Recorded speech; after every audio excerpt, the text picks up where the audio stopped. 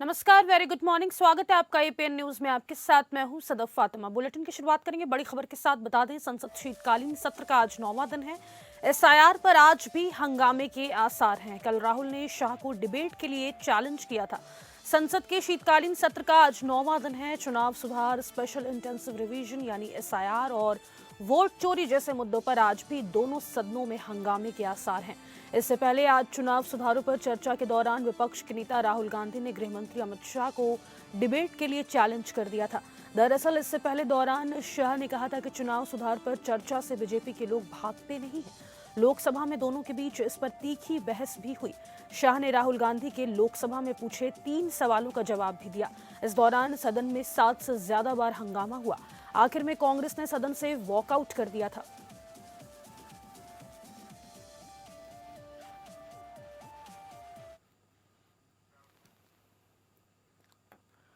तो आपको बता दें, संसद का आज 9वां दिन है। वहीं आखिर में कांग्रेस ने सदन से वॉकआउट कर दिया था। कल अमित शाह और राहुल गांधी के बीच तीखी नोकझोंक भी देखने को मिली। वहीं राहुल गांधी की तरफ से 3 सवाल पूछे गए थे, जिसका जवाब अमित शाह देते हुए नजर आए।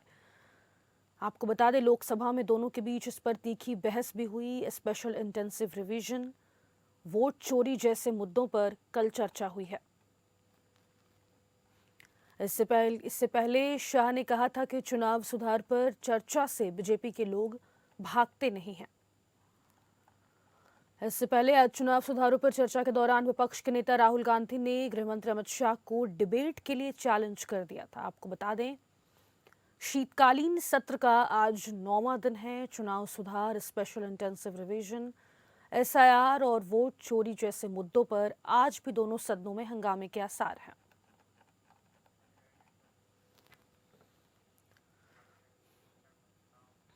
और अगली बड़ी खबर उत्तराखंड से इस वक्त सामने आ रही है। आपको बता दें, कैबिनेट बैठक को लेकर इस वक्त की बड़ी खबर है। सीएम धामी की अध्यक्षता में कैबिनेट की बैठक हुई है।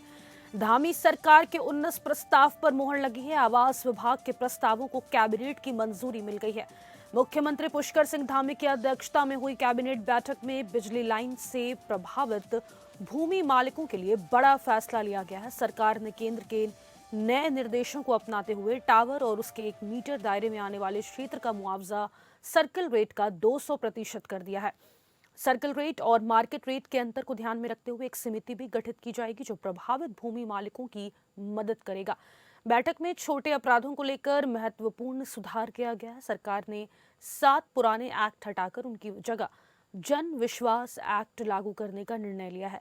52 एक्ट चिन्हित किए गए हैं, जिनमें छोटे अपराधों में अब जेल की सजा की जगह सिर्फ जुर्माना लगाया जाएगा।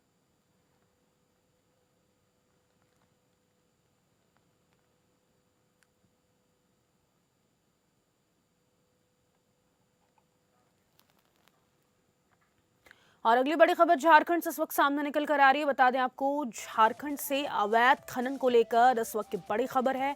अवैध बालू कोयला खनन पर राजनीति अब गर्मा गई है। निरसा में पुलिस की बड़ी कार्रवाई हुई है। विधानसभा में भी ये मुद्दा गूंजता हुआ नजर आया था। झारखंड विधानसभा के शीतकालीन सत्र में अवैध कोयला और बालू कारोबार का मुद्दा लगातार चर्चा में बना हुआ है। विपक्ष सरकार पर खनन माफियाओं को संरक्षण देने का आरोप लगाते हुए सदन में हंगामा कर रहा है। वहीं सरकार की ओर से आरोपों को नकारा जा रहा है। राजनीतिक आरोप प्रत्यारोप के बीच निरसा थाना क्षेत्र में अवैध बालू ढुलाई का खेल जारी रहने की बातें सामने आई है। कई बालू घाटों से रात के अंधेरे में हाईवा और ट्रैक्टरों के जरिए बालू ढोकर भेजे जाने की गतिविधियां बताई जा रही हैं।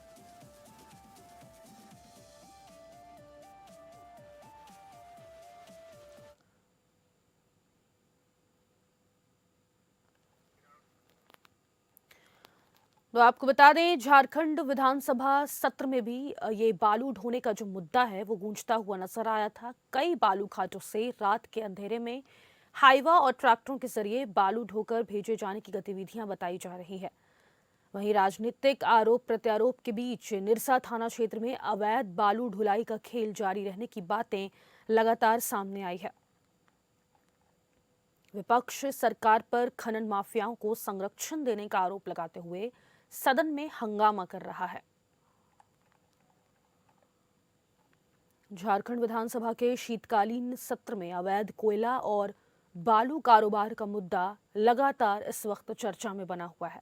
विपक्ष सरकार पर खनन माफियाओं को संरक्षण देने का आरोप लगाते हुए सदन में हंगामा कर रहा है। वहीं सरकार की ओर से आरोपों को नकारा जा रहा है। राजनीतिक आरोप प्रत्यारोप के बीच निरसा थाना क्षेत्र में अवैध बालू ढुलाई का खेल जारी रहने की बातें भी लगातार सामने आ रही है।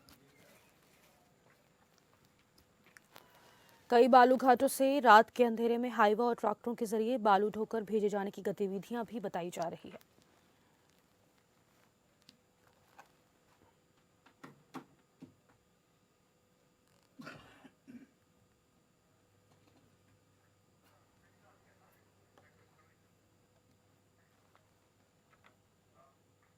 और अगली बड़ी खबर दिल्ली से इस वक्त सामने निकल कर आ रही है। चुनाव आयोग को लेकर इस वक्त की बड़ी खबर आपको बता रहे हैं। चुनाव आयोग की बड़ी बैठक, 12 राज्यों और केंद्र शासित प्रदेशों में एसआईआर पर चर्चा होगी। आपको बता दें, चुनाव आयोग आज विशेष गहन पुनरीक्षण यानी एसआईआर की प्रक्रिया पर अहम बैठक करेगा। जानकारी के मुताबिक उत्तर प्रदेश, पश्चिम बंगाल समेत कई राज्यों में मतदाता सूची के पुनरीक्षण का काम तय समय से पीछे बताया जा रहा है। ऐसे में आयोग इन राज्यों के लिए समय सीमा बढ़ाने पर विचार कर सकता है। आयोग का मानना है कि मतदाता सूची को अधिक सटीक बनाना प्राथमिकता है, इसीलिए अतिरिक्त समय देना आवश्यक हो सकता है। एसआईआर का मुख्य उद्देश्य मतदाता सूची की सफाई और अद्यतन करना है, जिसमें डुप्लीकेट नाम हटाना, मृत या स्थानांतरित मतदाताओं के नाम निकालना और नए योग्य मतदाताओं को 18 वर्ष से ऊपर को शामिल करना शामिल है। देश भर में इस प्रक्रिया के जरिए फर्जी मतदान की संभावनाओं को भी कम किया जा रहा है। वर्तमान में एसआईआर का दूसरा चरण जारी है। पहले चरण की शुरुआत बिहार से हुई थी। अब दूसरे चरण में राज्यों में बूथ स्तर अधिकारियों, बीएलओ की तरफ से घर घर जाकर सत्यापन किया जा रहा है। कई बीएलओ शिक्षक या सरकारी कर्मचारी होते हैं, जिसके कारण सीमित समय में पूरे क्षेत्र का सत्यापन करना उनके लिए चुनौतीपूर्ण साबित हो रहा है।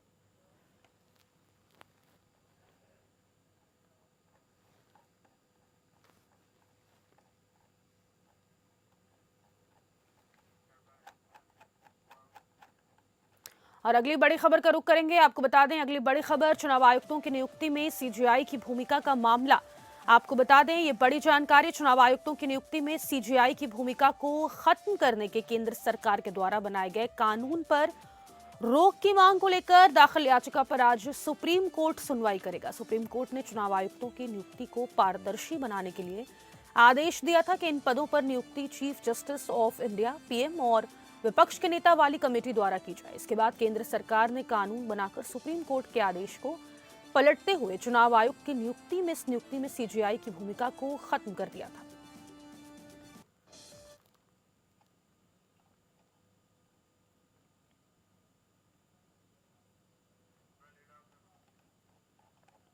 तो ये बड़ी खबर है इस वक्त की। आपको बता दें, सुप्रीम कोर्ट ने चुनाव आयुक्तों की नियुक्ति को पारदर्शी बनाने के लिए आदेश दिया था कि इन पदों पर नियुक्ति chief justice of India, PM और विपक्ष के नेता वाली कमेटी द्वारा की जाए। इसके बाद केंद्र सरकार ने कानून बनाकर सुप्रीम कोर्ट के आदेश को पलटते हुए चुनाव आयोग की नियुक्ति में सीजीआई की भूमिका को खत्म कर दिया गया था।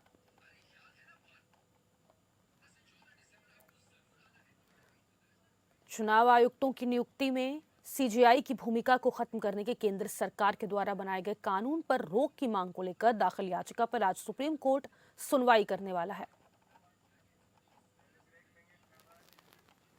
आगे बढ़ेंगे, जहां पर बहराइच से इस वक्त की बड़ी खबर है। बहराइच की सांप्रदायिक हिंसा मामले में मारे गए रामगोपाल पर आज फैसला आने वाला है। बता दें आपको, बहराइच में दुर्गा प्रतिमा विसर्जन के उल्लास के बीच कत्ल, कोहराम और फिर उपद्रव के बाद आज फैसले की घड़ी है। न्यायाधीश चर्चित रामगोपाल हत्याकांड के 11 दोषियों को सजा सुनाएंगे। सभी की नजर फैसले पर है। पीड़ित परिजन जघन्य हत्या में फांसी की उम्मीद लगाए हैं। कानूनी जानकारों के अनुसार कुछ दोषियों को उम्र कैद की भी सजा हो सकती है। फिलहाल चर्चित घटनाक्रम के मद्देनजर पुलिस प्रशासन ने मुख्यालय के साथ ही महाराजगंज क्षेत्र में सुरक्षा बढ़ा दी है।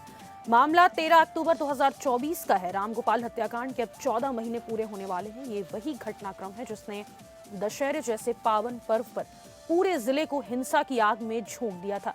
पीएसी तैनात हुई, रैपिड एक्शन फोर्स को उतारा गया, डीएमएसपी खुद डटी। इसके बाद भी हालात नियंत्रित नहीं हुए।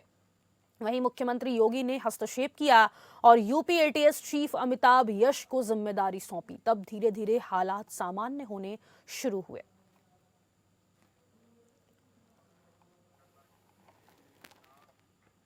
और अगली बड़ी खबर आपको बता दें श्रावस्ती से, जहां पर यूपी सरकार इन दिनों विदेशी घुसपैठ को लेकर काफी सख्त नजर आ रही है। वहीं इसलिए सभी जिलों में संदिग्ध लोगों और बांग्लादेशी नागरिकों के दस्तावेज खंगालने का आदेश जारी कर दिया गया है, जिसके बाद कहीं न कहीं श्रावस्ती समेत पूरे प्रदेश में अब हड़कंप मचा हुआ है।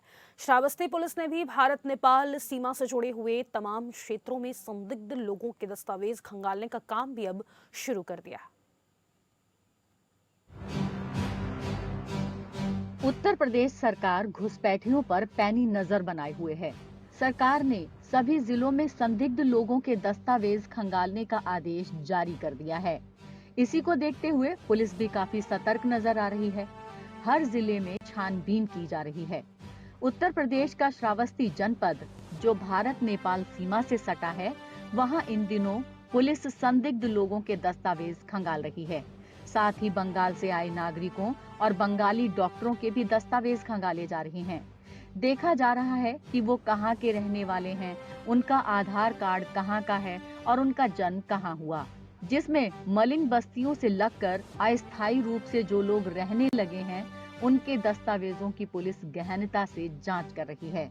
शासन द्वारा जो लगातार पूरे प्रदेश में चेकिंग का अभियान चलाया जा रहा है, उसी के क्रम में हमारे क्षेत्राधिकारी और हमारे उप जिलाधिकारी दोनों के समन्वय से अलग अलग टीमें बनाई गई थी और सभी थाना स्तर पर ये चेकिंग की कार्रवाई की गई थी, जिसमें अवैध रूप से बसे हुए जो घुमक्कड़ जाति के लोग हैं उनकी चेकिंग की गई और जो लगातार पुलिस को सूचना मिलती रहती है कि ये शायद संदिग्ध व्यक्ति हो सकते हैं, उनकी चेकिंग की गई, उनके दस्तावेजों का चेकिंग किया गया और उनके आधार कार्ड वगैरह इन सब की चेकिंग की गई, ताकि ये सुनिश्चित किया जा सके कि कोई भी अवैध प्रकार का व्यक्ति श्रावस्ती जिले में नहीं रह रहा है। बहरहाल एक तरफ तो प्रदेश के अंदर बस्ती बस्ती जाकर पुलिस छानबीन कर रही है, तो वहीं दूसरी ओर इंडो नेपाल सीमा पर आने जाने वाले लोगों की सघन चेकिंग की जा रही है।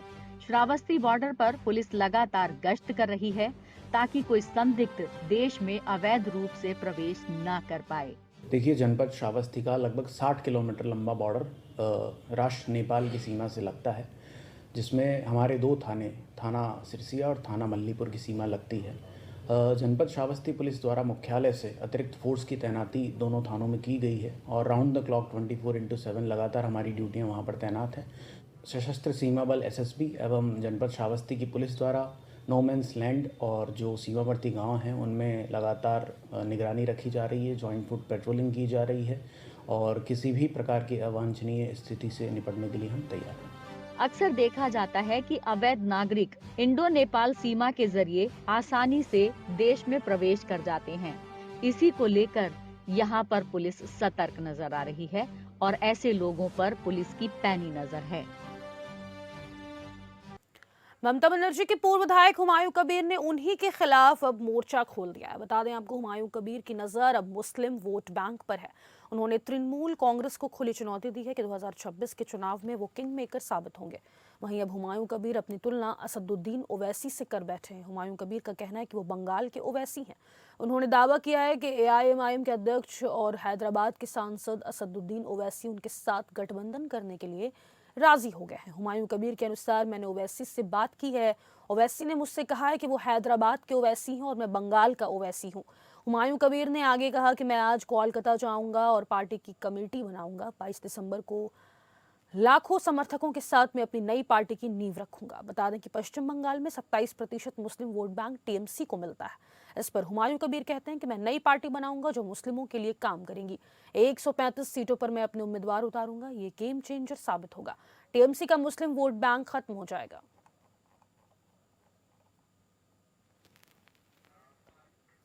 शिवसेना युबीटी नेता अंबादास दानवे ने सोशल मीडिया पर एक वीडियो शेयर किया है, आपको बता दें, जिसमें कथित तौर पर शिवसेना शिंदे गुट के विधायक महेंद्र दलवी को नोटों के बड़े बंडलों के साथ दिखाया गया है। वीडियो वायरल होते ही राजनीतिक तापमान बढ़ गया। महेंद्र दलवी ने दावा किया कि ये वीडियो फर्जी है, आई से मॉफ्ड किया गया है। उन्होंने कहा कि अगर वीडियो असली साबित हुआ तो वे विधायक पद से इस्तीफा देने को तैयार है। उधर उद्धव गुट के नेता अंबादास दानवे का आरोप है कि सरकार किसानों की कर्ज माफी के लिए पैसे नहीं दे पा रही है, लेकिन नेताओं के पास नोटों की गड्डियां कहां से आ रही हैं। उन्होंने पूरे मामले की जांच की मांग की है।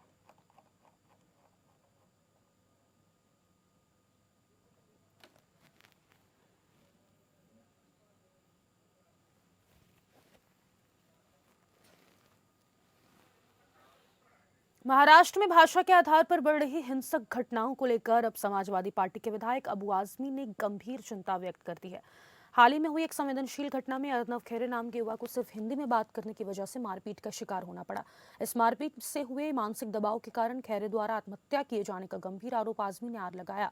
आंदोलन के दौरान अर्नव खेरे का फोटो दिखाते हुए अबू आजमी ने कहा कि महाराष्ट्र का ही रहने वाला एक युवक सिर्फ इसलिए पीटा जाता है क्योंकि वह हिंदी बोलता है। यह बेहद गंभीर और शर्मनाक है। उन्होंने कहा कि मुंबई जैसे बहुभाषिक और देश भर से युवाओं को आकर्षित करने वाले महानगर में ऐसी घटनाएं होना अत्यंत दुर्भाग्यपूर्ण है। भाषा के नाम पर किसी को परेशान करना, मारपीट करना या दुकानों में तोड़फोड़ करना, ये प्रवृत्ति समाज में नफरत फैलाने वाली है और इसे तुरंत रोकना जरूरी है।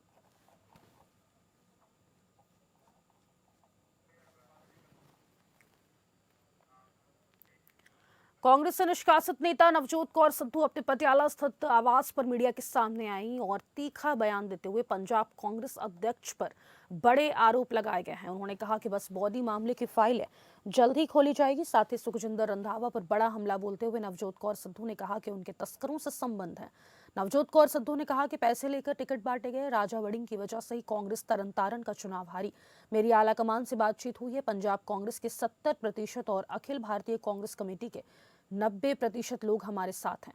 नवजोत कौर ने कहा कि नवजोत सिंह सिद्धू को मुख्यमंत्री बनने का लालच नहीं है।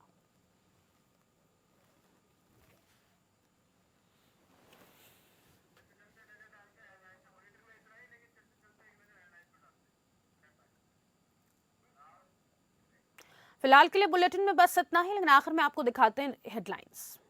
Doctor ortho Ayurvedic oil and capsule, अब दर्द भी घुटने टेकेगा। संसद शीतकालीन सत्र का 9वां दिन, एसआईआर पर आज भी हंगामे के आसार। कल राहुल ने शाह को डिबेट के लिए किया था चैलेंज। सीएम धामी की अध्यक्षता में कैबिनेट की हुई बैठक। धामी सरकार के 19 प्रस्ताव पर लगी मुहर। आवास विभाग के प्रस्तावों को कैबिनेट की मंजूरी।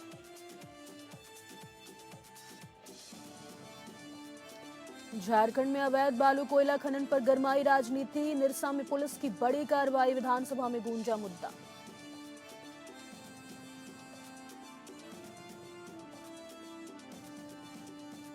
दिल्ली में चुनाव आयोग की बड़ी बैठक। 12 राज्यों और केंद्र शासित प्रदेशों में एसआईआर पर होगी चर्चा। बैठक में एसआईआर की समय सीमा बढ़ने के आसार। और बहराइच की सांप्रदायिक हिंसा मामले में फैसले की घड़ी। हत्याकांड के 11 दोषियों को सुनाया जाएगा फैसला। दुर्गा विसर्जन के दौरान भड़के थे दंगे।